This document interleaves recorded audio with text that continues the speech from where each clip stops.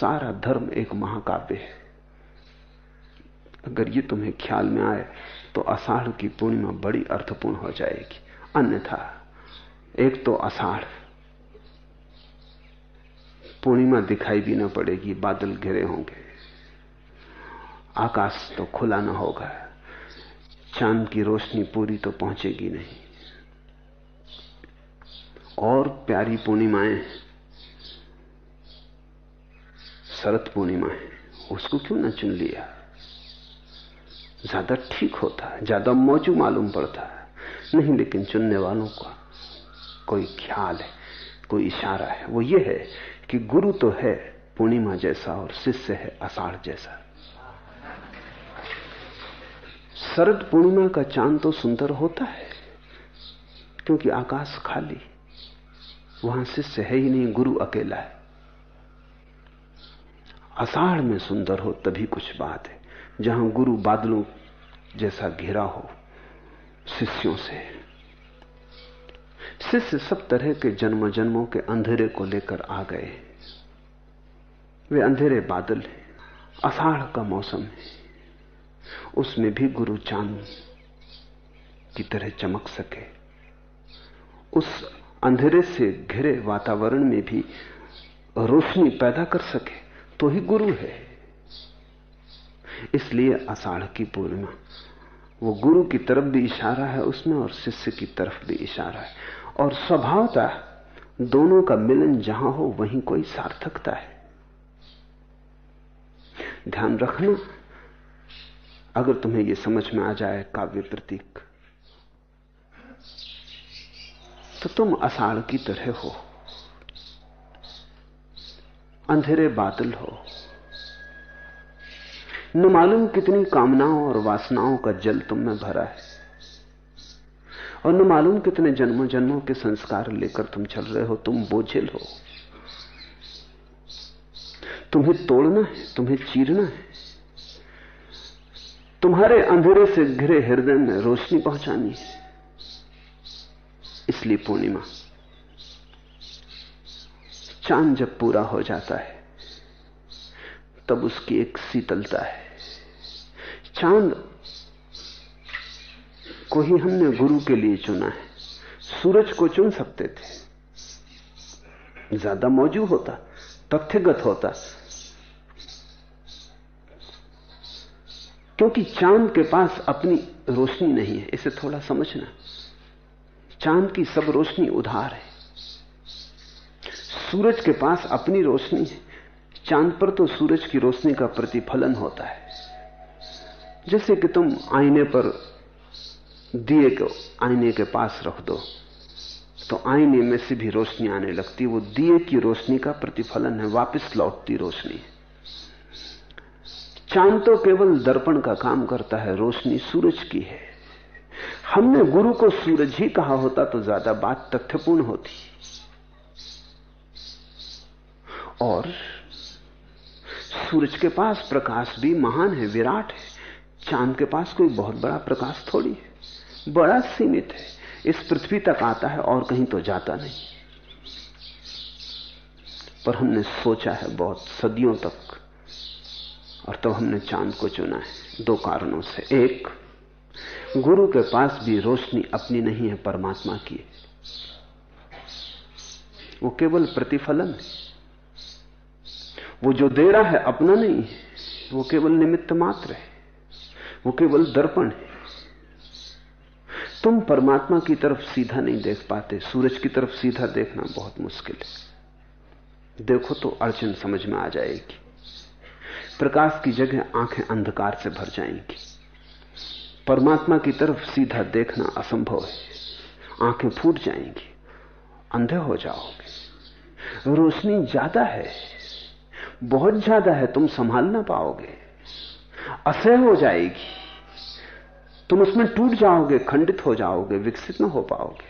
इसलिए हमने सूरज की बात छोड़ दी, वो थोड़ा ज्यादा है, शिष्य की सामर्थ्य के बिल्कुल बाहर है। इसलिए हमने बीच में गुरु को लिया है। गुरु एक दर्पण है, पकड़ता है सूरज की रोशनी और तुम्हें दे देता है, लेकिन इस देने में रोशनी मधुर हो जाती है। इस देने में रोशनी की त्वरा और तीव्रता समाप्त हो जाती। दर्पण को पार करने में रोशनी का गुणधर्म बदल जाता है। सूरज इतना प्रखर है, चांद इतना मधुर है। इसलिए तो कबीर ने कहा है, गुरु गोविंद दोई खड़े काके लागू पाऊं। किसके छूं पैर? वो घड़ी आ गई जब दोनों सामने खड़े।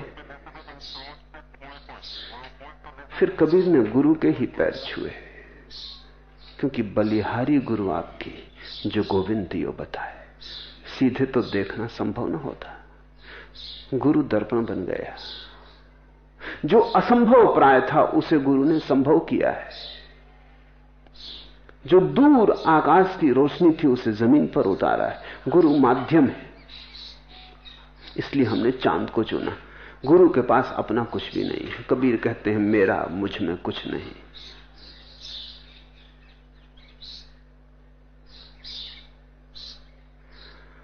गुरु है ही वही जो शून्यवत हो गया। अगर उसके पास कुछ है तो वो परमात्मा का जो प्रतिफलन होगा वो भी विकृत हो जाएगा, वो शुद्ध ना होगा। चांद के पास अपनी रोशनी ही नहीं है जिसको वो मिला दे, मिश्रित कर दे। चांद शून्य है, उसके पास कोई रोशनी नहीं है। लेता है सूरज से, देता है तुम्हें। वो सिर्फ मध्य में माधुरी को जन्मा देता है।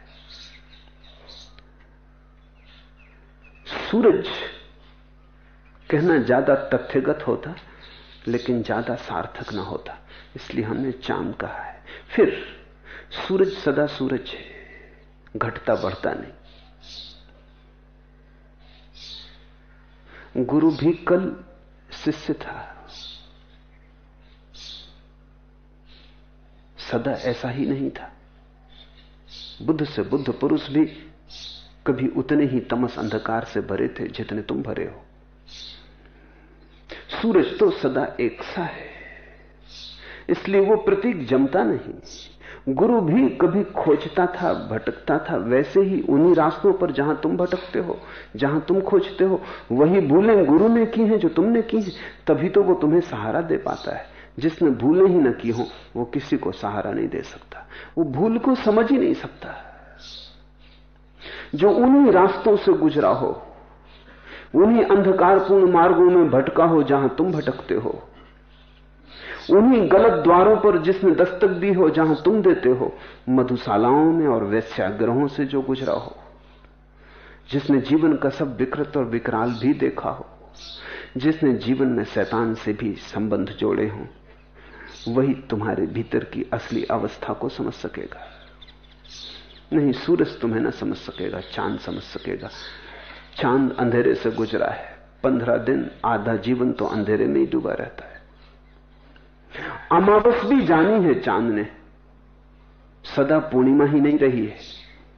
भयंकर अंधकार भी जाना है, शैतान से भी परिचित हुआ है, सदा से ही परमात्मा को नहीं जाना है। यात्री है चांद, सूरज तो यात्री नहीं है। सूरज तो वैसा का वैसा है, अपूर्णता से पूर्णता की तरफ आया है गुरु। चांद की तरह एकम आई, दूज आई, तीज आई, धीरे धीरे बढ़ा है, एक एक कदम, और वो घड़ी आई जब वो पूर्ण हो गया है। गुरु तुम्हारे ही मार्ग पर है, तुमसे आगे, पर मार्ग वही है, इसलिए तुम्हारी सहायता कर सकता है। परमात्मा तुम्हारी सहायता नहीं कर सकता। ये तुम्हें थोड़ा कठिन लगेगा सुनना। परमात्मा तुम्हारी सहायता नहीं कर सकता, क्योंकि वो उस यात्रा में कभी भटका नहीं जहां तुम भटक रहे हो। वो तुम्हें समझ ही ना पाएगा, वो तुमसे बहुत दूर है, उसका फासला अनंत है। तुम्हारे और उसके बीच कोई भी सेतु नहीं बन सकते। गुरु और तुम्हारे बीच सेतु बन सकते हैं। कितना ही अंतर पड़ गया हो पूर्णिमा के चांद में, कहां अमावस की रात, कहां पूर्णिमा की रात, कितना ही अंतर पड़ गया हो, फिर भी एक सेतु है। अमावस की रात भी चांद की ही रात थी, अंधेरे में डूबे चांद की रात थी। चांद तब भी था, चांद अब भी है। रूपांतर हुए हैं, क्रांतियां हुई हैं, लेकिन एक सिलसिला है। तो गुरु तुम्हें समझ पाता है। और मैं तुमसे कहता हूं, तुम उसी को गुरु जानना जो तुम्हारी हर भूल को माफ कर सके। जो माफ ना कर सके, समझना उसने जीवन को ठीक से जिया ही नहीं। अभी वो पूर्ण तो हो गया होगा। जो मुझे संदिग्ध है, जो दूज का चांद ही नहीं बना, वो पूर्णिमा का चांद कैसे बनेगा? धोखा होगा। इसलिए जो महागुरु हैं, परम गुरु हैं, वे तुम्हारी सारी भूलों को क्षमा करने को सदा तत्पर हैं, क्योंकि वे जानते हैं स्वाभाविक है, मनुष्य मात्र करेगा। उन्होंने स्वयं की है, इसलिए दूसरे को क्या दोष देना, क्या निंदा करनी। उनके मन में करुणा होगी। तुम गुरु की पहचान इससे करना कि कितनी करुणा है। तुम जब क्रोधित हो जाओ और गुरु अगर तुम्हें नरक भेजने की धमकी देने लगे, तो समझना करुणा नहीं है। तुम भटक जाओ, तुम मार्ग से उतर जाओ, तुम काम वासना से घिर जाओ और गुरु तुम्हें माफ ना कर सके, तो समझना कि गुरु पूर्णिमा का चांद नहीं है, उसने आवरण बना लिया होगा पूर्णिमा के चांद का। वो नकली चांद है, जैसा कि फिल्म के पर्दे पर दिखाई देता है, वो असली चांद नहीं है। चांद तो सारी यात्रा से गुजरा है, सारे अनुभव हैं उसके। मनुष्य मात्र के जीवन में जो हो सकता है वो उसके जीवन में हुआ है। वही गुरु है जिसने मनुष्यता को उसके अनंत अनंत रूपों में जी लिया है, शुभ और अशुभ, बुरे और भले, असाधु और साधु के, सुंदर और कुरूप। जिसने नरक भी जाना है, जीवन का स्वर्ग भी जाना है, जिसने दुख भी पहचाने और सुख भी पहचाने, जो सबसे प्रौढ़ हुआ है और सबकी संचित निधि के बाद जो पूर्ण हुआ है, चांद हुआ है। इसलिए हम सूरज नहीं कहते गुरु को, चांद कहते हैं। चांद शीतल है, रोशनी तो उसमें है लेकिन शीतल है। सूरज में रोशनी है लेकिन जला दे। सूरज की रोशनी प्रखर है, छिदती है, तीर की तरह है। चांद की रोशनी फूल की वर्षा की तरह, छूती भी नहीं और बरस जाती। गुरु चांद है, पूर्णिमा का चांद है। और तुम कितनी ही अंधेरी रात हो और तुम कितने ही दूर हो, कोई अंतर नहीं पड़ता। तुम उसी यात्रा पथ पर हो जहां गुरु कभी रहा है। इसलिए बिना गुरु के परमात्मा को खोजना असंभव है। परमात्मा का सीधा साक्षात्कार तुम्हें जला देगा, राख कर देगा। सूरज की तरफ आंखें मत उठाना, पहले चांद से नाता बना लो, पहले चांद से राजी हो जाओ, फिर चांद ही तुम्हें सूरज की तरफ इशारा कर देगा। बलिहारी गुरु आपकी जो गोविंदियो बताए। इसलिए आषाढ़ पूर्णिमा गुरु पूर्णिमा है।